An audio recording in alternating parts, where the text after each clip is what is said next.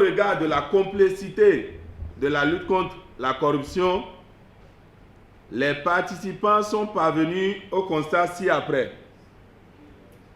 1. Mauvaise appréhension des causes profondes de la corruption et un mauvais diagnostic des problèmes. 2.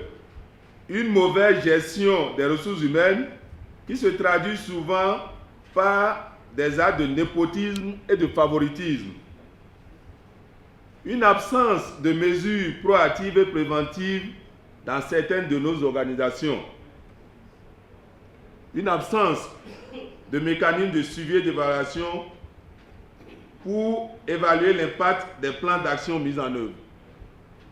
Et enfin, un manque de ressources pour mettre en œuvre les programmes de modernisation et des programmes de réforme et de modernisation et la résistance à ces réformes.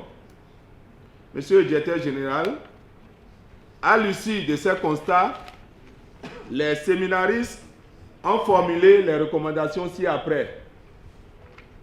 1. La nécessité d'impliquer toutes les parties prenantes dans la mise en œuvre et le renforcement de l'intégrité de l'éthique par la signature de protocoles d'entente avec les organisations du secteur privé. 2. La nécessité d'un soutien politique pour la mise en œuvre des politiques d'intégrité et d'éthique au niveau national. 3. Les États membres sont invités à mettre en œuvre des stratégies de communication internes et externes sur l'intégrité et l'éthique. Les CR sont invités à partager et échanger les meilleures pratiques en matière d'éthique.